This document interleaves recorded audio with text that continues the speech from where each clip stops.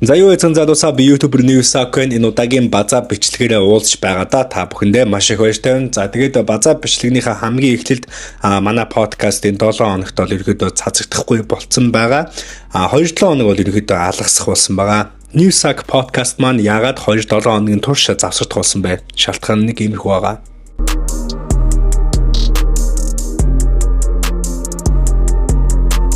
За базааны маань хамгийн ихний сэдв Тамиртай холбогдож байгаа. Тамирын хувьд бол Майцуу Рекордсоосоо энэ 7 хоногт Монгол цэмэгт дуугаа цацсан байгаа. За Б Тамир болон Монголц гэдэг маш гоё хамтрал байгааг харж байгаах. Тэгээд Монголынхны маань хувьд Монголын e-спортын түүхэнд байгаагүй бас одоо түүхүүдийг бичиж явсаар байгаа. Тэгээд мөн энэ удаагийн түүх нь өөрсдийн гэсэн анх удаагийн тийм бүрэн цогц хэмжээний дуутай болсон бас ерөнхийдөө түүхэнд үлдэхүйц үйл явдал боллоо. За Монгол цэмэх дууны клипэн дээр бол Б Тамир харуудыг тоглуулад тэгээд өөрөө бас Монголц гээд морь унаад явж байгаа нь ерөнхийдөө тийм бас ондоочлыг харуулсан тун дайжгүй өөрөөр сэтгэсэн болсон клип болсон.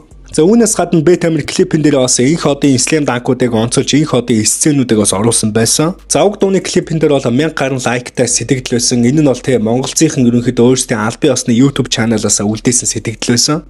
Сургаал үг. Нэг нь нийтийн төлөө, нийт нь нэгийн төлөө. Б Тамир Монголц. Манай нэгэн шаан нийтийн, харин нийтэн шаан нэгийн хамаа. За нэг иймэрхүү сэтгэлдлийг Монголцынхаа үлдээсэн байгаа. Тэгээд энэ 7 хоногт цацагдсан хамгийн онцлогүйц хамтрал, хамгийн онцлогүйц дууны клип болон дуу яа харахгүй Монголц болон Б Тамирын хамтрал байлаа.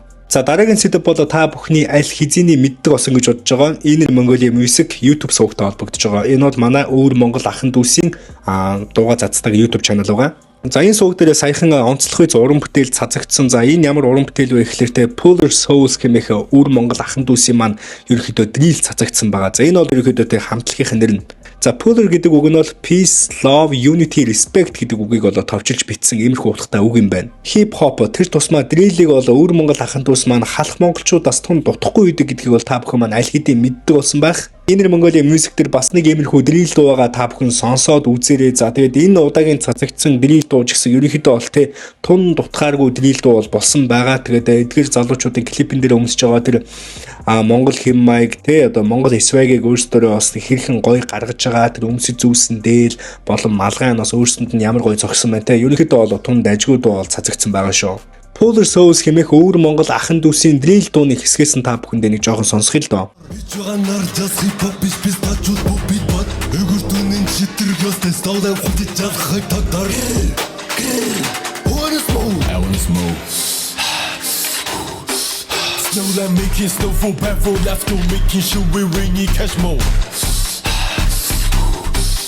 Затыган өндөрлөг байгаа би бодох надад чи чүлтэн цаасны дарамлаа.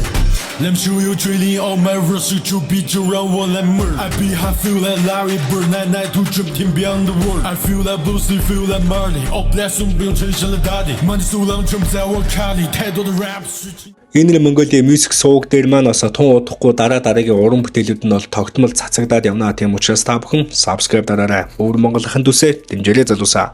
За дараагийн сэдэв бол энэ жилийн зуны зугаагийн headliner артист 113-тай холбогдож байгаа. За зуны зугаагийн зүгээс бол саяхан иймэрхүү нэг промошн видео бол цацсан байсан. Тэгээд энэ бол ерөнхийдөө тун сонирхолтой бичлэг байсан. Ахан бамбрууш өөр дээр ингээ аваалчихсан. Тэгсэнэ цаана юм хүүхдэн дуу явуулсан. Тэгээд бас өөр сэтгэдэн штэ. Бас өөр хүн штэ цааш өөр. Ингээд бусад рэпрүүд нь буу муу барьцсан. Тэгээд ерөнхийдөө бол тун өвөрмөц урд өмнө бол үдж байгаагүй тиймэрхүү промошн видео байсан. Гүрвлийн хувьд бол өөрөө бүр ингээд шав шалдан зогсож исэн гиз мэдсэн гаргацсан. Тэгээд нэг иймэрхүү бичлэг бол цацагцсан.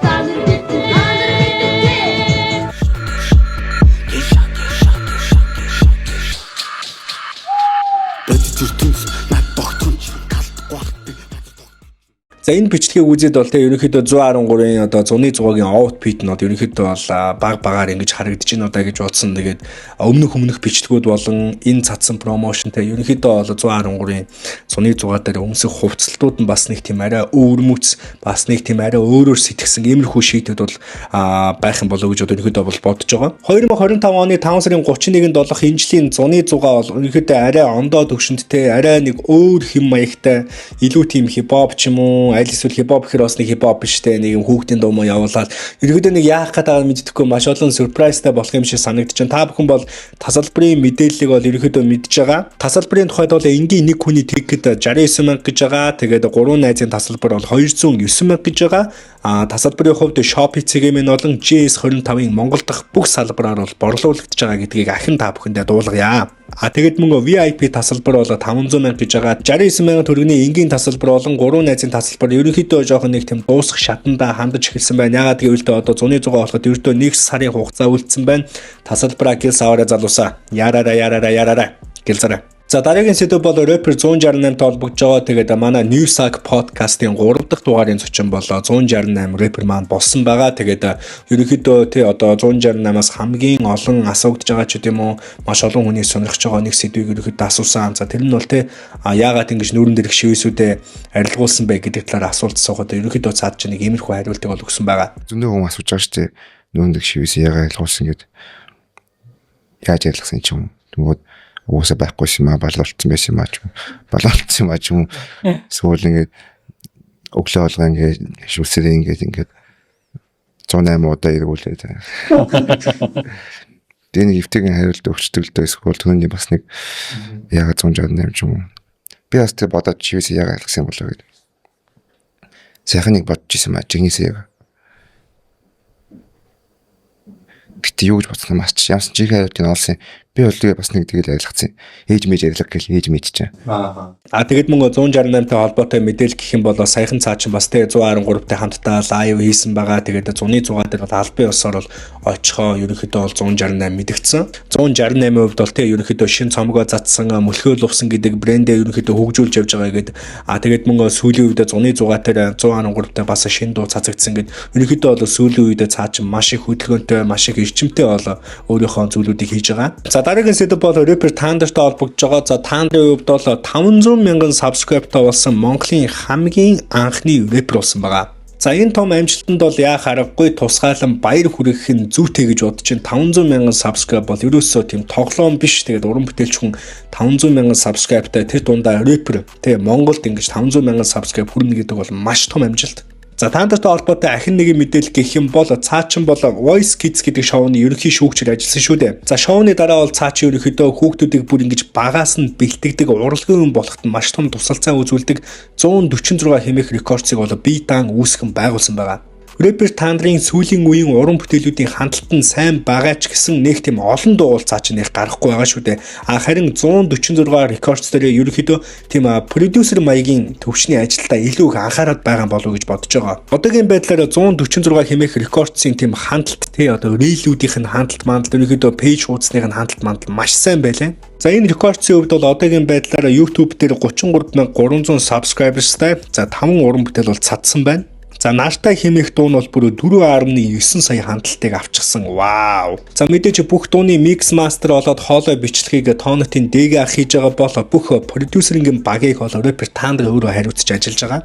За нэгэн талаа тоонотоо дээг аха Тандар энтрийг яриад эхэлсэн юм чинь би нэг мэдээлэл сонссон юм. Тэр нь ямар мэдээлэл вэ гэхээр тоонот бол ерөөхдөө хоёр хуваагдж байгаа. За Ladies Only гэж бас тоонотод байгаад байдаг шүү дээ. Эрэгтэй уран бүтээлчдийг нь бол дээг аха өөрөө ингэж те тоонот гэж хариуцж аваад харин тоонотын эмэгтэй уран бүтээлч болох те Ladies Only-г нь бол Десантх өөр ингэж хариуцж явж байгаа гэсэн иймэрхүү мэдээлэл бол цацагдсан. Тэгэд мөн энэ дотроо ахаад нэг задарч байна. Энэ юу гэхлээр те мэдээж рэпер Тандар бас хүүхдүүдийн лейбл те энэ жоохон хүүхдүүдийг багаас нь бэлтгэдэг иймэрхүү лейбл 146 лейблийг бол ингэж одоо салгаж авч байна. Тэгэхээр тоонот дотроо ерөнхийдөө бол нэг тийм цагт гихэн цаашин ерөнхийдөө тоонот дотроо бас юм 3 тустай компани болж байгаа гэж ерөнхийдөө бол тиймэрхүү шоу мэдээлэл сонссон шүү. Тоонот бол маш хүчтэй байна. Маш хүчтэй байна. За энэ сэдвтээ шууд уйлдуулаад би нэг жижигхэн судалгаа хийж үзсэн. Энэ ямар судалгаа вэ гэхээр за сүүлийн 1 сар Монголын топ 3 уран бүтээлч гэдэг нэг иймэрхүү ранк гаргадаг сайт байдаг юм байна. Энэ нь бол ерөнхийдөө тий бусад ийм ранк гаргадаг сайтуудыг бодвол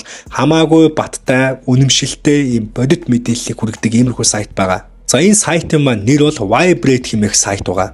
Vibrate-ийн үнэлгээний үндсэн шалгуурууд тий оноо нь яг юу вэ гэхлээр артистуудын бүх сувгийн тэ одоо Spotify, YouTube, Instagram, TikTok, Shazam зэрэг мэдээллүүдийг хүргэн одоо шинчилсэн алгоритмаар бол тооцдог байгаа. Тэгээд Spotify-ын сарын сонсогчдын тоо, YouTube-ийн үзэлт, Instagram-ын дагагчийн өсөлт, тэгээд мөн TikTok-ийн хандлт, Shazam дээр ихэр олон удаа дуугийг хайж тоглуулсан байг зэрэг үзүүлэлтүүдийг бол харгалзан үздэг. Хоёрдугаарт бол фэнүүдийн оролцоо engagement-ийг бол харгалзаж үздэг байгаа. За энэ нь бол ерөнхийдөө ойлгомжтой фэнүүдийн лайк, сэтгэл, share. За энэ бүхнийг нь бол ерөнхийдөө харгалзан авч үздэг.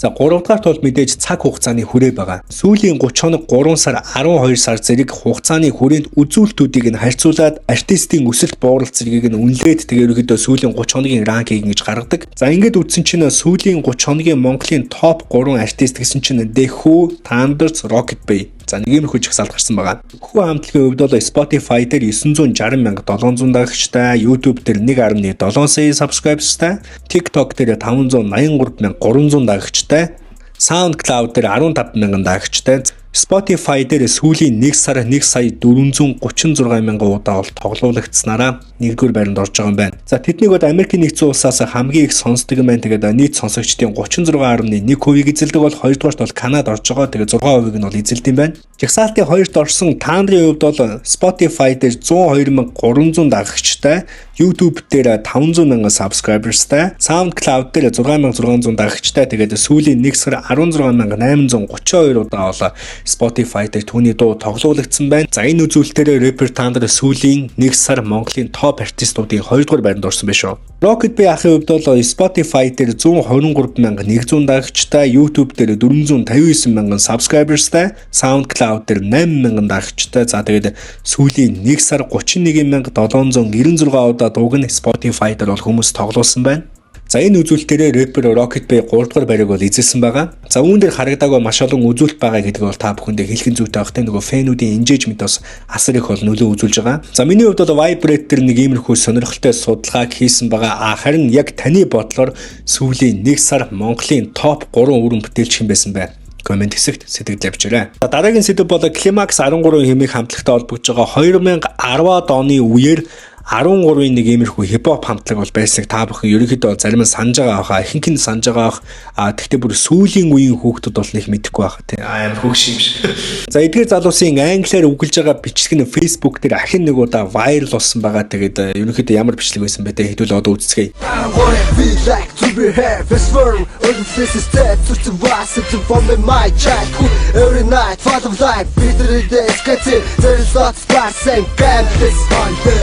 Max to be in Irime Vitacro All good brother To the net Just as it says Her Quarter Swax me The my room Case With my songs Манахан нэг зүгтээ цогтой catch me. Тухайн дууны сэтгэлдлүүд болон тухайн бичлэгийн сэтгэлдлийг хараа байж хат бол Climax 13 бол тэ ерөнхийдөө тухайн үед бол ингэж маш хүчтэй гачиж ирсэн, маш олон хүний анхаарлыг татчихсан. Гэхдээ тэ яг өөрсдийн санснараа бас гой байж чадаагүй. Ерөнхийдөө бол ихэнх хүмүүсийн дог тухай болоод бол дууссан нэг иймэрхүү хандлагатай байдаг. Харин тухайн үед 2012 онд энэ бүхнийг нэг хүн бол төвчээгүй Legnet хэмээх залуу бол Diss to Climax 13 хэмээх бүр Diss дууга цацж ирсэн байна. За нэг иймэрхүү Diss дуу байна. За тэгээд энэ 7 хоногт Climax 13 хэмээх хамтлагтай холбоотой нэг иймэрхүү бичлэг цацагдлаа. За өнөөдрийн бичлэгийн хамгийн сүүлийн сэдэв бол энэ 7 хоногийн Монголын хипхоп гэлтгүй Монголын нийгмийн хамгийн халууган сэдвүүд болох Монголын сагсан бөмбөгтэй иргэднийг холбогдож байгаа. За SJX болон Metal-тэй эдгээр залуучуудын 7-д тоглолтын шүүлт мүлт нэг хайхтар нарийн ширээ юм ерөөсөө ингэж дэлгэрүүлж ерөөсөө ярмааргүй байна. Харин represent-ийн нэг иймэрхүү нийтлэл нь бол ерөөдөө маш олон хүний анхаарлыг татчихэв. Descent-ийн хувьд бол өөрийнхөө Facebook пэйж дээр өчигдөр муу хулгайч лөөрчин шоронд хийгээд байсан. Өнөөдөр сайн залуу сагсан бөмбөгийг хөгжүүлсэн бла бла. Дархлаагүй төлбөргүй хар пэцтана шүүнээрээ. За нэг иймэрхүү маш хүчтэй бол мэдээлэл нийтлэг бичсэн байгаа. За Descent ахын энэ нийтлэл өөрийнх нь үзэл бодолтой би бол яхахгүй 100% санал нэг байна. Хүний үгээр маш их үг хийдэг. Хамгийн гол нь үзэл бодол дээр ерөөсөө ингэж хатуу чанга байр суурьтай үзэл бодлоо хамгаалж чаддаггүй. Яг ингэж тэгээ бусад юу гэж бодно, нийгэм юу гэж амгаалж ийн. яг л тэр урсгал руу, яг л тэр салхи руу ингэж хамхуул шиг дагаж намирдаг. Яг энэ дагаж савсгансан өөрсдийнхөө үзэл бодол дээрээ үнэнч байдаггүй зам нь бол сонгуул дээр гарч ирдэг. Десантын бичсэн нийтлэл нь маш жоохон хэрнээ. Гэхдээ яг одоо байгаа монголчуудын үнэн нүүр царайг товч бөгөөд тодорхой илэрхийлсэн байна. За видеоны төгсгөлд хэтэрхий олон юм ярьчлаа. Уучлаарай guys. Энэ 7 өдрийн хувьд бол тийм Монголын бовд нэх айхтар олон үйл явдал нэг тийм онц үйл явдлууд бол болж өнгөрсөнгүү. Харин дараа 7 өдрийн хувьд бол тийм илүү олон үйл явдлуудтай, илүү олон сенсацтай, илүү өөр байх болов гэж бодож байна. За тэгээ залуусаа манай сувгт subscribe дараагүй бол subscribe дараарай. Манай сувгийн 63.6% нь огт subscribe даралгүй үздэг юм бэлээ. Тийм учраас залуусаа та бүхэн subscribe дараарай. Бичлэгийг манай дуустал нь үзсэн та бүхэнд маш их баярлалаа. Suck out. Түрээштэй залуусаа.